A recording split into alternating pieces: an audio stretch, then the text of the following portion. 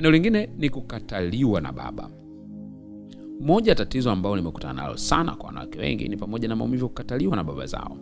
Nakumbuka mwaka 2017 baada ya kuzungumza kwenye kongamano la vijana takriban 1000, walitokea vijana wengi sana ambao walitaka kuongea na mimi.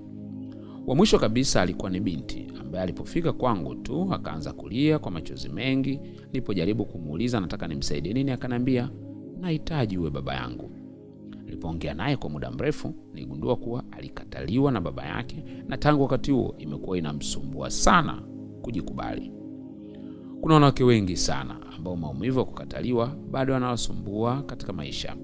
Kuna ambao tangu wajue kuwa baba yao aliwakataa wameshindwa kabisa kujithamini.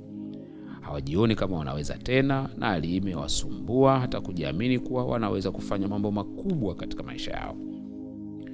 Kuna ambao kwa sababu ya kukataliwa na baba yao, kila mwanaume anayekuja karibu yao wanamchukia sana na wanaona wanaume wote ni wakatili. Watu wa namna hii wengi wamepata shida katika mahusiano yao, kwani wameshindwa kabisa kuamini kuwa wanapendwa kiuhalisia. Wapo watu ambao tangu wakataliwa na baba zao wamekumbwa na hali ya kukataliwa kwenye maisha kila hatua wanayopita. Wamejikuta ni watu ambao wanachukiwa bila sababu kila mahali. Tangu wakiwa shule hadi kazini wamekuwa wanateseka na kukataliwa na hata kusingiziwa vitu. Matokeo yake wamekuwa ni watu wa kupata majanga ya mara kwa mara na watu ambao wako peke yao mara nyingi na hawana marafiki wengi pia.